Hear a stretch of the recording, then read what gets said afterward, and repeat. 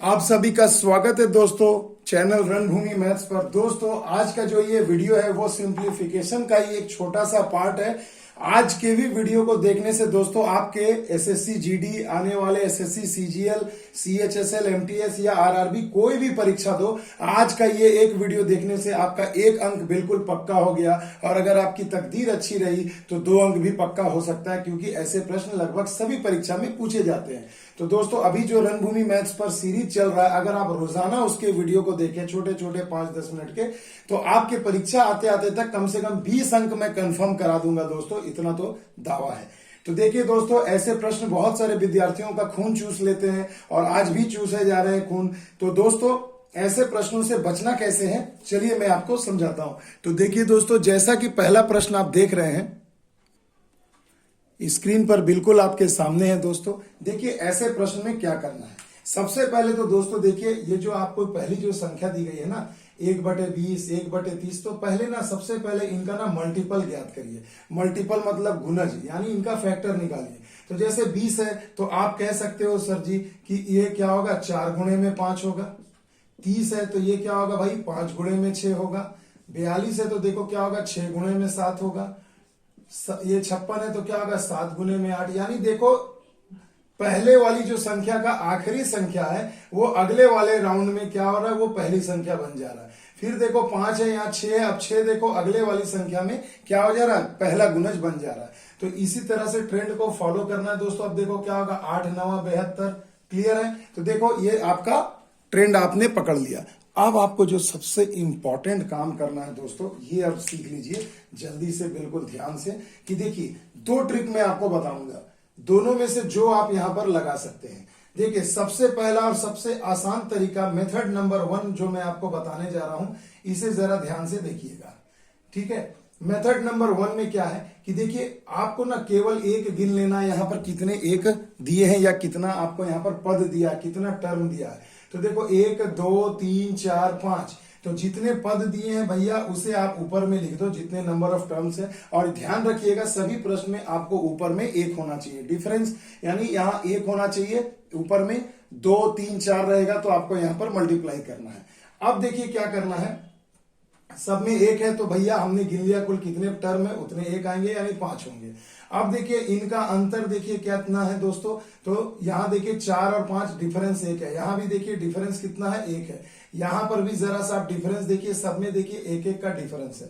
तो फॉर्मूला क्या है कि जितने नंबर ऑफ टर्म्स है आप उसे ऊपर लिख लीजिए, नीचे में आपको क्या करना है, यहां पर भैया डिफरेंस लिख देना है। डिफरेंस यानी अंतर, यानी 5 में से 4 गए 1, और गुणा में आपको यहां पर क्या लिखना है मेरे बच्चों, पहली वाली संख्या और आखिरी वाली संख्या। कौन कौन सी संख्या लिखनी है, पहली वाली यानी आप यहां पर लिख देंगे 4, और दूसरी वाली संख्या क्या होगी मेरे भाई, 9। तो देखो आपने यहां लिख दिया, हो गया फटाक से आपका आंसर। अब 2 सेकंड में आ जाएगा, ये हो जाएगा 5 और यहां हो जाएगा 9 चौके 36 एकम 36, यानी आपका सही जवाब हो जाएगा भैया 36। तो देखो कितने चुटकियों में सिर्फ आंख से देख करके आंसर होता है दोस्तों। ऐसे प्रश्न आंख से देखकर आंसर हो जाएगा। तो देखो 5/36 आ गया। अब हम बात कर लेते हैं दोस्तों मेथड नंबर 2 की, कि चलो भैया दूसरा कौन सा मेथड है, तो इसे भी आप प्रयोग करेंगे, मगर मेरे अनुसार तो सबसे बेस्ट मेथड नंबर 1 है। बस सीखने का देर है भैया, जितने पद हैं गिन लो, उतने ऊपर में लिख दो। 5 है तो 5 लिख देंगे, 6 पद है तो 6 लिख दो। और उसके बाद आपको क्या करना है, दोनों जो पहला जो फैक्टर है सबका अंतर देखिए समान है, 1 है तो 1 लिख दो। और यहां पर क्या करेंगे, पहला वाला फैक्टर और ये आखिरी वाला फैक्टर, बस दोनों को सबको गुणा करके नीचे लिख देना, काम खत्म। मेथड नंबर 2 में आइए दोस्तों। मेथड नंबर 2 क्या कहता है कि देखिए हमें यहां पर क्या करना है मेथड नंबर 2 में, कि सबसे पहले देखो ये 1/20 है, तो यानी मैं 1/4 गुणा में 1/5 इसे लिख सकता हूं। तो आपको यहां पर लिख देना है 1/4 यानी पहले वाला टर्म, और यहां आखिरी वाला टर्म। तो देखो ये 1/8 गुणा 9 है, तो यानी 1/9 आपको यहां लिख देना है। और इनको हमेशा आपको करना है मेरे बच्चों माइनस, और नीचे आपको क्या लिखना है, नीचे में यही दोनों टर्म का अंतर जो कॉमन अंतर होगा, यानी 1 है तो अपन यहां 1 लिख देंगे। अब गुणा करिए, 9 एकम 9, 4 एकम 4, 9 में से 4 गए हो गए 5, अब बटा में 9 चौके 36, और एक का तो कोई फर्क नहीं पड़ता, एक से मल्टीप्लाई करिए। तो देखो यहां भी आपको आंसर मिल गया 5/36। तो दोनों के दोनों मेथड दोस्तों दी बेस्ट मेथड है, लाजवाब मेथड है। जो आपको अच्छे से समझ में आ जाए उससे ही परीक्षा में प्रश्न को उड़ा दीजिए। अब समझ में आ गई बात। अब देखिए मैं क्वेश्चन को कैसे उड़ाऊंगा। अब देखिए दोस्तों मेरे भाई, अगला प्रश्न आपके बिल्कुल सामने है, स्क्रीन पर है, इसे जरा गौर फरमाइए। देखिए कहा गया 1/15। तो चलिए सबसे पहले अपन फैक्टर निकालेंगे, तो ये हो जाएगा 3 × 5। उसी प्रकार ये 5 × 7 = 35। इसी तरह निकालते जाओ। तो देखो क्या करना है ना, इसे समझो। सिर्फ आपको फैक्टर निकालना है। ये 7 × 9 हो गया, ये हो जाएगा 9 × 11 99। फिर अगला वाला आपको मिल गया 11 × 13। तो देखो आ गया। अब वही दोनों मेथड में से जो अच्छा लगे, तो मैंने अभी आपको पहले बताया कि मेरे लिए सबसे बेस्ट मेथड है मेथड नंबर 1 जो मैंने बताया, और मैं उससे ही आपको सॉल्व करके दिखाऊंगा। सबसे पहले 1 2 3 4 5 देयर आर 5 टर्म्स। यहां पर कुल 5 पद दिए गए हैं, तो मैंने यहां ऊपर में लिख दिया 5। काम खत्म। अब नीचे में क्या करना है, अंतर लिखना है। तो 5 में से 3 जाएगा तो कितना बचेगा मेरे दोस्तों? तो आप कहोगे सर जी यहां पर 5 में से 3 जाने से कितना हो जाएगा? तो 2। तो मगर मेरे बच्चों देखो, जब इस मेथड को अपन अपनाएंगे ना, यानी मेथड नंबर 1, तो यहां आपको डिफरेंस नहीं लिखना है। क्या मैंने कहा? यहां आपको डिफरेंस बिल्कुल नहीं लिखना, क्योंकि जब 1/3 और 1/5 यानी मेथड नंबर जब 2 हम लोग करेंगे तब हम लोग उसमें लिखेंगे। चलिए मैं आपको दिखा देता हूं। तो देखो पहले यहां पर हमने फर्स्ट टर्म लिखा, और यहां पर हमने क्या लिख दिया? आखिरी टर्म लिख दिया। तो बस यही आपका आंसर हो गया, यानी हो गया 5/13 × 39। तो देखो ये एक आंसर आ गया। और मेथड नंबर 2 अगर मैं आपको दिखाऊं, तो देखो मेथड नंबर 2 में कैसे हम डिफरेंस लिखेंगे, और यहां क्यों डिफरेंस नहीं लिख रहे हैं, ध्यान दीजिएगा, जो ऐसा मैंने पहले प्रश्न में बताया। तो देखो यहां पर अपन क्या लिख देंगे? सबसे पहले हमें वही पता है कि ये पहला पद क्या होगा? 1/3। यहां पर हमने लिख दिया 1/3, माइनस लगा दिया 1/13, 1/13। और अब यहां आपको भाग लगाना है सभी कॉमन अंतर से, यानी जो समान अंतर सब में है, और मेरे को दिख रहा है ये 2 2 का अंतर है, तो यहां 2 कर दिया। क्लियर है मेरे बच्चों? अब देखिए क्रॉस गुणा करिए, 13 × 1 = 13 हो गए, और ये 3 × 1 = 3 हो गए, और बटे में क्या हो गए? 2 तो है ही, और इनका एलसीएम 13 × 3 = 39। क्लियर है? तो देखो कितना हो गया? हो गया टोटल 10/2 गुणे में 39, और 2 से यहां कट गया, 2 पंजे 10, यानी आंसर आ गया 5/39। तो देखिए मेरे बच्चों, दोनों के दोनों मेथड से आपको मैंने आंसर निकालकर दिखा दिया, और ये भी मैंने अंतर आपको समझा दिया कि इस वाले में आपको डिफरेंस यानी कि अंतर नहीं करना है, और इस वाले में आपको डिफरेंस यानी अंतर निकालना है। तो जो मेथड आपको अच्छा लगे माय डियर स्टूडेंट्स, आप उसे अपना सकते हैं और उससे बना सकते हैं। अब देखिए दोस्तों, यहां हमें क्या करना, अब थोड़ा जल्दी जल्दी बनाएंगे दोस्तों, क्योंकि छोटा सा वीडियो है। मैं जैसा कि मैंने वादा किया था ज्यादा समय नहीं लूंगा। तो देखिए सबसे पहली चीज 1/3 है, तो आप इसे क्या लिख सकते हो मेरे दोस्तों? तो देखो हमने लिख दिया इसे 1 × 3। ये कितना हो जाएगा? 3 × 5 = 15। ऐसे करके अब मुझे पूरा नहीं निकालना है, मुझे सिर्फ ये निकालना है। देखो मल्टीपल 99 का क्या होगा भाई? 9 × 11 होगा, बस यही तो होगा। अब हमें देखो पूरा भी नहीं लिखना है। अब मेथड नंबर 1 से हम क्या करेंगे दोस्तों? 1 काउंट करेंगे, 2 3 4 5, 5 पद हैं, तो 5 हमने यहाँ पर लिख दिया, और पहली वाली संख्या में 1 है, हमने लिख दिया, और गुणा में क्या कर दिया? आखिरी वाली संख्या को लिख दिया। तो हो गए टोटल कितने भैया? 5/11। यही आपके प्रश्न का आंसर। तो देखिए कितनी आसानी से बन रहा है दोस्तों, और घबराइए नहीं। अब आपको जो 2-3 सवाल और मिलेंगे, वो तीनों अलग अलग टाइप के होंगे। आइए उसे भी मैं आपको समझा देता हूं। अब अगला प्रश्न आपके स्क्रीन पर है, बिल्कुल दोस्तों आपके सामने, जरा गौर फरमाइए। देखिए दोस्तों, ऐसे प्रश्न आपने बिल्कुल देखे होंगे, मगर आज तक ऐसा तबाही तरीका नहीं देखा होगा। बहुत खून चूसता था ना ये सवाल आपका। देखो आज की इस वीडियो के देखने के बाद सारी आपकी दिक्कत दुविधाएं दूर हो जाएंगी।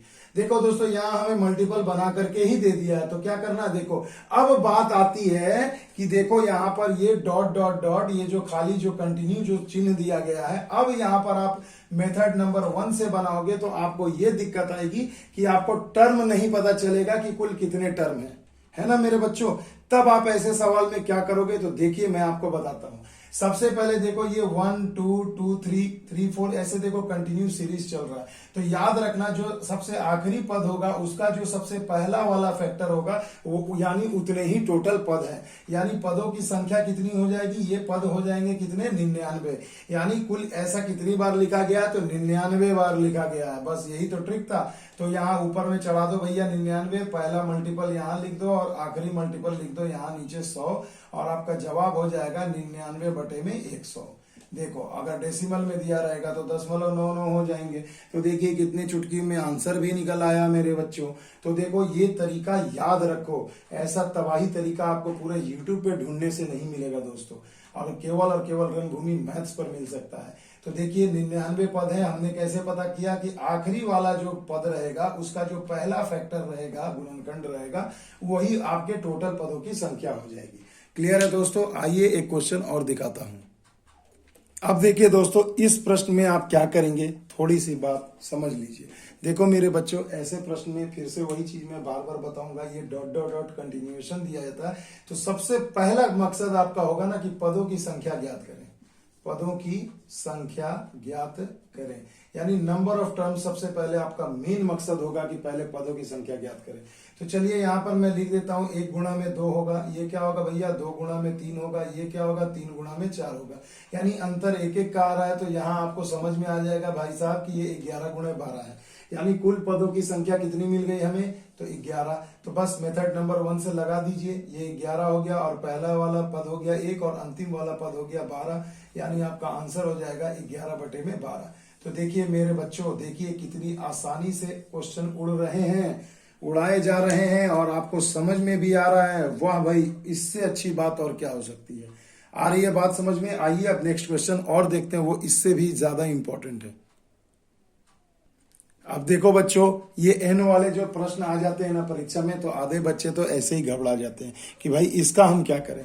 कुछ भी नहीं करना है मेरे बच्चों, सेम चीज है। देखो ये 1.2 मत पकड़ना, ये गुणा का चिन्ह है, यानी इसका मतलब हुआ 1 गुणा 2, इसका मतलब क्या हो गया भैया 2 गुणा 3, इसका मतलब क्या हो गया मेरे भाई 3 गुणा 4, तो इसका मतलब क्या होगा n गुणा n+1 होगा, यही तो होगा ना भाई। तो देखो अभी इसमें डॉट डॉट डॉट दिया है, यानी फिल इन द ब्लैंक्स, यानी कंटिन्यू साइन का दिया गया है, ये दर्शाता है कि ऐसे ही सीरीज आगे बढ़ रही है। ठीक है, तो इसमें हम क्या करेंगे, हमें पदों की संख्या क्या मिल जाएगी, यहाँ पर n मिल जाएगी, यही तो होगा ना भैया। हमें पदों की संख्या कि नंबर ऑफ टर्म्स, यानी पद कितने हो गए, पदों की संख्या n हो गई, है ना, यही तो हो जाएगी पदों की संख्या। ये क्या हो गया n हो गया, यानी कि मेथड नंबर 1 से ऊपर हमने n लिखा, नीचे में क्या लिखूंगा पहला वाला टर्म, और गुणा में क्या लिखूंगा आखिरी वाला टर्म, यानी इंटू n+1, यानी आंसर हो गया n/n+1। अब एक इसमें एक इंपॉर्टेंट बात ये बताना चाहता हूं कि कभी ये परीक्षा में आया हुआ प्रश्न है और इसे पूछा कैसे गया था कि ये जो श्रेणी जो सीरीज दिया गया इसका योग सर्वदा होगा। 4 ऑप्शन दे दिए गए कि 1 के बराबर, 1 से कम, 1 से अधिक, या इनमें से कोई नहीं। तो मेरे बच्चों ये समझो कि अगर आपको ये इस रूप में ऑप्शन न दे करके आपसे पूछा जाए कि 1 से बड़ा होगा, मैं ऑप्शन लिख ही देता हूं कि ग्रेटर देन 1 होगा, ऑप्शन बी में क्या होगा लेस देन 1 होगा, ऑप्शन सी में इक्वल टू 1 होगा, और डी में आपको दे दिया जाए नन ऑफ दीज, इनमें से कोई नहीं। तब आप क्या करोगे मेरे बच्चों, तब एक सिंपल सी बात मेरी याद रखना, इतना तो आप सब होशियार हैं ही भाई कि इतना तो आप लोग क्लियर कर ही सकते हो कि अगर ऊपर में n है और नीचे n से क्या है 1 ज्यादा है, तो यानी मेरे बच्चों कम में अगर अधिक से भाग देते हो वो मान सर्वदा क्या होता है 1 से कम होता है, यानी आपका आंसर हो जाएगा ऑलवेज लेस देन 1, हमेशा 1 से कम होगा इसका मान। आ गई बात समझ में, क्योंकि ऊपर कम है और नीचे 1 उससे ज्यादा है, तो दशमलव में आएगा, यही तो होगा ना। तो यही बात है, यही बच्चे समझ नहीं पाते और इससे दूर भागते हैं घबरा कर। तो मुझे ऐसा उम्मीद है कि अब तो आप इससे नहीं भागोगे। तो देखो मेरे बच्चों, एक क्वेश्चन और रह गया है जो अभी तक का सबसे इंपॉर्टेंट टाइप है, उसे भी चलिए ध्यान से देख लेते हैं। अब देखिए मान्यवर डियर स्टूडेंट्स, यही सवाल है जो सबसे ज्यादा बार अभी तक पूछा गया एग्जाम में, और इसी में सबसे ज्यादा बच्चे फंसते हैं, क्योंकि ये सवाल थोड़ा अलग है। क्यों अलग है आइए समझते हैं। सबसे पहले देखिए मेरे बच्चों, अभी तक मैंने जितने भी सवाल आपको बताए उसमें देखो आखिरी टर्म हमें पता था, यहाँ पर डॉट डॉट करके आखिरी टर्म लिखा रहता था, मगर इस प्रश्न में देखो कहा गया कि अगर ये सीरीज इस प्रकार से चलती है तो इसके प्रथम 20 पदों का योग ज्ञात करें, यानी सम ज्ञात करें। तो मेरे बच्चों अब आप ये समझिए कि यानी आपको यहाँ एक हिंट ये तो मिल गया है कि यानी यहाँ पर 1 कितने बार हमने लिखा है, तो टोटल 20 बार लिखा है, यानी 20 तो हमें मिल गया। तो मेथड नंबर 1 से बोलिए कि आप ऊपर क्या लिखोगे, अभी तक जो सीखा आपने उससे समझ के बताइए कि आप क्या लिखोगे। तो इस तरह से 1 1 1 करके जो अपन लिखेंगे तो यहाँ 20 पद तक जाएंगे, यानी टोटल नंबर ऑफ टर्म्स आपको दे दिया है 20। यहाँ तो लिख ही दिया है साफ साफ 20 पदों का, तो यानी ऊपर तो आपने लिख दिया 20। अब मेथड नंबर 1 से आप लिखोगे कि चलो भैया पहला गुणनखंड तो हमने लिख दिया 5। अब ये जो यहाँ पर ये जो आखिरी जो गुणनखंड होगा जो आपको नहीं पता है वो आप कैसे निकालोगे, यही इस क्वेश्चन की खूबसूरती है और यही इस क्वेश्चन की सबसे बड़ी जटिलता है। तो आइए उस जटिलता को दूर करते हैं, इसे समझते हैं। तो सबसे पहले मेरे बच्चों ये सोचो कि देखो अगर मैं ये जो सीरीज शुरू हुआ ये 5 से शुरू हुआ है ना, तो 5 6 6 7 7 गुणे 8 8 गुणे 9 ऐसे करके आपको 20 पदों तक लिखना है। तब आपको आखिरी पद निकालने का जो टेक्निक है वो मैं आपको समझाता हूं कि अगर ऐसे अपन लिखते हैं तो 20वां पद क्या होगा। तो कुछ नहीं करना है, 20वां पद है और ये पहले वाली संख्या को उसमें जोड़ दीजिए, यानी 20 और 5 कितना हो जाएगा, ये हो जाएगा 25 हो जाएगा। और इसके बाद देखो एक एक का डिफरेंस है, तो यानी यहाँ पर 25 गुणा 26 होगा, यानी यहाँ 1/25 गुणा 26 होगा 20वां पद। तो देखो 20वां पद आपको समझ में आ गया, तो यानी 26 नहीं यहाँ पर 24 होगा, माफ कीजिएगा, ये आखिरी पद आप निकाल रहे हैं ना, तो ये आखिरी पद आपको मिल जाएगा 25। तो ये वाला ऑब्वियसली ये कितना हो जाएगा, 24 हो जाएगा। क्लियर है, क्योंकि हमने अंतिम पद में इसे जोड़ा है। तो यानी आपको ये पता चल जाएगा मेरे बच्चों कि ये कहां तक जाएगा मेरे भाई, 25 तक। तो यानी आखिरी संख्या आप यहां पर क्या लिख दोगे, 25 लिख दोगे। ठीक है ना मेरे बच्चों। तो यानी यहां पर अपन क्या लिख देंगे, ये बस 20 है, इसमें 20 में पहले वाली संख्या को जोड़ दीजिए। चलिए मैंने हटा दिया, ऐसे समझा देता हूं, तो यानी 25 हो जाएगा। तो आखिरी टर्म क्या होगा यहाँ पर 25। तो अब आपको क्या करना है, बस सिंपल इसे कटा देना। देखो 5 चौके 20 बचे 25, और तो नहीं कट रहा है, यानी आंसर हो जाएगा 4 बट्टे में बचे 25, यानी आपका सही जवाब हो जाएगा 4 बटे में 25। तो देखिए दोस्तों, अब आपको अब तो जो डर था वो दूर कर दिया मैंने इस वीडियो के माध्यम से कि अब 30 पद पूछे, 40 पद पूछे, 1000वां पद पूछे, जितना पद पूछेगा उसमें पहले वाले डिजिट को जोड़कर यहाँ लिख दो। और पहला पद आपको पता है और 1000 पद बोलेगा तो 1000 आप यहाँ लिख ही सकते हैं, बस सिंपल। तो देखिए भैया, ये छोटा सा 12-13 मिनट का ये वीडियो आपको परीक्षा में कम से कम 1 और अधिक से अधिक 2 अंक लेकर आएगा ही आएगा। तो वीडियो कैसा लगा दोस्तों जरूर बताइएगा। मिलते हैं अगले वीडियो में, तब तक के लिए दोस्तों जय हिंद, जय भारत।